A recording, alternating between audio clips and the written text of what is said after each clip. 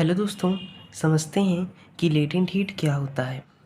सबसे पहले इस कंसेप्ट की एप्लीकेशन डेली लाइफ में जो होती है वो है जब कोई भी सब्सटेंस फॉर एग्जांपल आइस जब वाटर में कन्वर्ट होता है, तो आइस वाटर में जब कन्वर्ट हो रहा होता है तो ये जो फेज़ का चेंज है, मतलब कि ये जो उसका स्टेट चेंज हो रहा है, इस स्टेट के चेंज होने के वक्त में क्या होता है वो लेटेंट हीट से हम समझ पाएंगे। चलिए देखते हैं लेटेंट हीट होती क्या है। The heat which is required to change the phase of substance, कहने का मतलब है कि अगर सॉलिड को लिक्विड में कन्वर्ट करना है, फॉर एग्जांपल अगर आइस को पानी में कन्वर्ट करना है, वाटर में कन्वर्ट करना है, तो हम लेटेंट हीट की मदद लेते हैं। अब फेज का मतलब होता है, एक तरीके से स्टेट समझ सकते हैं, फेज सॉलिड, लिक्विड, गैस। और लेटेंट हीट ऑफ फ्यूजन को अगर हमें मैथमेटिकल टर्म्स में लिखना है तो हम लिखेंगे Q/m, मतलब heat energy per unit mass. अब समझते हैं कि जब हम लेटेंट हीट ऑफ फ्यूजन क्या होता है। The heat required to change the phase of substance from solid to liquid, कहने का मतलब है जब सॉलिड लिक्विड में कन्वर्ट होता है तो जो हीट रिक्वायर्ड होती है सॉलिड को लिक्विड में कन्वर्ट करने के लिए, वही लेटेंट हीट ऑफ फ्यूजन कहलाती है। एक्चुअल प्रोसेस जो हुआ करता है वो ये है कि फॉर एग्जांपल हमारे पास कोई भी एक सॉलिड है, वो सॉलिड जब लिक्विड में जाता है या लिक्विड में कन्वर्ट हो रहा होता है, उस टाइम में ये कन्वर्ट होगा। तो जब ये फेस कन्वर्ट होता है, जब इसका फेस चेंज होता है, तो उस टाइम पे हीट एनर्जी जो भी सप्लाई की जाती है वो लेटेंट हीट कहलाती है, लेटेंट हीट कहलाती है। एग्जाम्पल के रूप में हम आइस का एग्जाम्पल लेते हैं। आइस 0 डिग्री सेल्सियस में मेल्ट हो जाता है।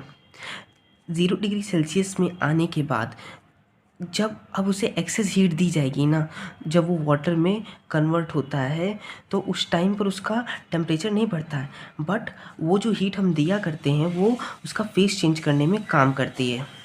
तो ये प्रोसेस होती है जब आइस वाटर में कन्वर्ट होता है।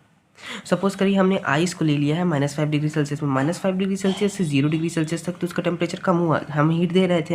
हाँ, अब अचानक आइस का टेम्परेचर एकदम 0 डिग्री सेल्सियस कांस्टेंट हो गया है, जब तक वो वाटर में कन्वर्ट नहीं हो जाता, क्योंकि इस समय पर आइस 0 डिग्री सेल्सियस से वाटर में जा रहा है, मतलब उसका फेस चेंज हो रहा है, वाटर 0 डिग्री सेल्सियस में जा रहा है। तो ये टाइम पर जो हम हीट देते हैं उसे हम लेटेंट हीट कहते हैं। वही चीज़ लिखी है यहाँ पर, during the time of face change the temperature does not raise on heating, as this heat is supplied to change the phase of substance। Hope so आपको समझ में आया हो। अब लेटेंट हीट ऑफ फ्यूजन हम देखेंगे जब आइस वाटर में कन्वर्ट हो रहा होता है, तो उसी को डिफिनीशन के रूप में लिखा गया है यहाँ पर। एग्जाम्पल, जब आइस कन्वर्ट होता है वाटर में, this heat is supplied. Latent heat of vaporization क्या होता है, इसे हम लोग समझ सकते हैं जैसे जब वाटर हमारा वेपर में कन्वर्ट हो रहा होता है। ऐसे बहुत सारे लेटेंट हीट ऑफ वेपराइजेशन के एग्जांपल मिल जाएंगे, उनमें से एक एग्जांपल वाटर का वेपर में कन्वर्ट होना भी है। वाटर का जो बॉइलिंग पॉइंट होता है वो 100 डिग्री सेल्सियस होता है। अब 100 डिग्री सेल्सियस में पहुंचने तक अभी तो वाटर ही रहा है, लेकिन वाटर जब वो वेपर में कन्वर्ट होना स्टार्ट हो गया, वेपर में कन्वर्ट हो रहा है, तो इस पर्टिकुलर टाइम पे जो हम उसको हीट सप्लाइड कर रहे हैं, वो हीट वाटर को वेपर में कन्वर्ट करने में मदद करेगी eight 100 degree Celsius.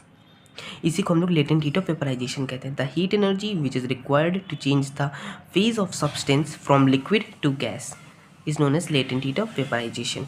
Example, when water is converted into vapor, this heat is supplied.